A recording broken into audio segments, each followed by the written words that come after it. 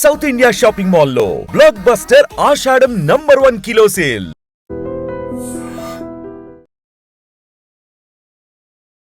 Welcome to IT news. This is Pavan. Breaking news చూస్తున్నారు. గత రాత్రి నుంచి హైదరాబాద్ లో భారీగా వర్షపాతం నమోదైంది. గత కొద్ది రోజుల నుంచి వర్షం, మొన్న కూడా బీభత్సంగా వర్షం సృష్టించిన విధ్వంసం మనం క్లియర్ గా చూసాము. ఫ్లైఓవర్ల మీద అయితే దాదాపు మోకాళ్ళలోకి నీళ్లు అయితే నిండడం జరిగింది. గత రాత్రి నుంచి కూడా ఎడతెరిగి లేకుండా వర్షం పడుతూనే ఉంది. ఇప్పటి వరకు కూడా దాదాపు టైం ఇప్పుడు 11 అవుతుంది. కానీ పొద్దున్నే తెల్లారే వాతావరణం అయితే ఇప్పుడు మనం క్లియర్ గా చూస్తున్నాము. ట్రాఫిక్ జామ్, చాలా పలు ప్రాంతాల్లో అయితే ట్రాఫిక్ జామ్ కూడా అవుతుంది. బీభత్సంగా వర్షపాతం నమోదవడం వల్ల ముఖ్యంగా ఎవరైతే ఆఫీస్ కి వెళ్తున్నారో వాళ్ళకి, స్కూల్ వెళ్లే వాళ్ళు, కాలేజీ వెళ్లే వాళ్ళు, ఎవరైతే చిరు వ్యాపారస్తులు ఉన్నారో వాళ్ళ బండ్లు అయితే, రోడ్డు పక్కన బండ్లు అయితే మునిగిపోవడం జరిగింది. సో ఈ విధంగా వర్షపాతం నమోదవుతుంది. ఆంధ్రాలో కూడా పలు ప్రాంతాల్లో అయితే రెడ్ అలర్ట్ ప్రకటించడం జరిగింది. తెలంగాణలో కూడా పలు జిల్లాలలో రెడ్ అలర్ట్ అయితే ప్రకటించడం జరిగింది.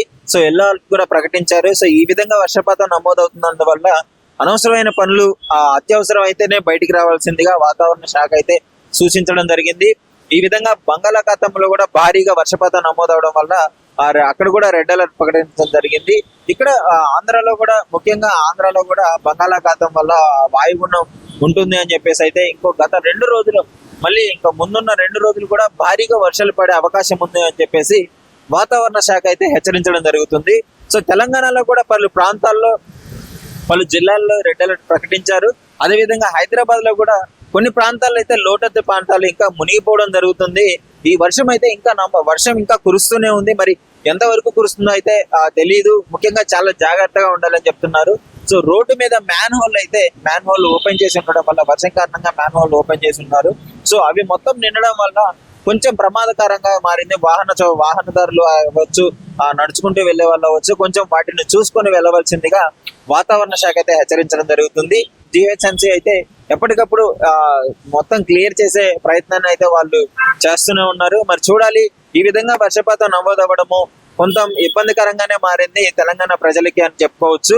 అదేవిధంగా ఆంధ్రాలో కూడా ఇదే వర్షపాతం నమోదవుతుంది భారీగా. కరీంనగర్, ఇలాంటి వరంగల్, ఇలాంటి ఏరియాల్లో అయితే ఇంకా భారీగా వర్షం పడుతుంది అని చెప్తున్నారు.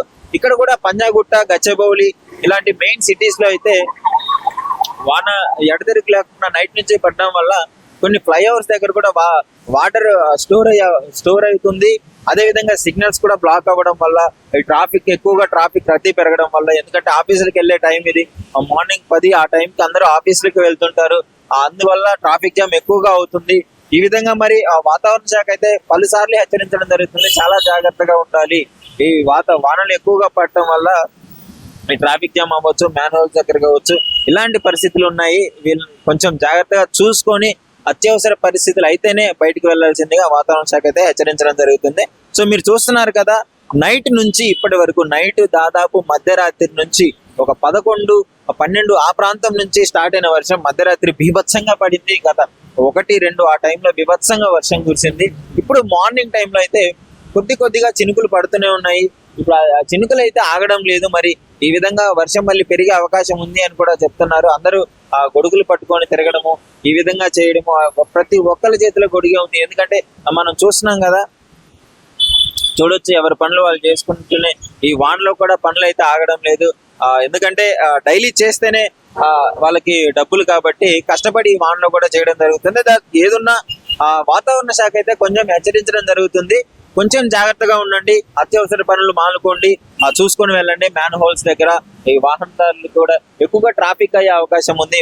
మరి క్లియర్ గా చూస్తున్నారు, చూడండి, ట్రాఫిక్ జామ్ అవుతూనే ఉంది. ఎందుకంటే మెయిన్ రోడ్డు మీద కూడా ఈ విధంగా ట్రాఫిక్ చేయడం అనేది ఈ వానలు పడేప్పుడే హైదరాబాద్ చాలా ఇబ్బందికరంగా మారుతుంది. ఎప్పుడైనా చూడండి, హైదరాబాద్ లో ఎప్పుడైతే వానలు పడతాయో కొంచెం ఇక్కడ ప్రజలు కూడా ఎక్కువగా ఇబ్బందులు పడాల్సి వస్తుంది. సో అదొక్కటి చూసుకొని, దృష్టిలో పెట్టుకొని ఇక్కడ వ్యక్తులు వ్యవహరించాలని చెప్పేసి పర్యావరణ శాఖ కూడా కోరుతుంది. నిజంగా ప్రస్తుతం ఉన్నటువంటి సమాజం దేనికి ప్రయారిటీ ఇస్తుంది? ఆర్థిక సంబంధాల చుట్టూ మాత్రమే తిరుగుతుంది. మళ్ళీ ఎన్నికలంగానే చాలా విరక్తి కలుగుతాం. మంచి అనిపిస్తుంది కదా, లేడీస్ కూడా ఛాలెంజింగ్ జాబ్స్ చేసినప్పుడు చాలా బాగుంటది. ట్రాఫిక్ అసిస్టెంట్స్ గా నియమించిన ట్రాన్స్జెండర్స్ అందరితో సాల్యూట్ చేయించుకుంటున్నారు. ఫుడ్ డెలివరీ ఇవ్వటానికి వెళ్ళినటువంటి డెలివరీ బాయ్ అనిల్ పై కళ్ళ ముందు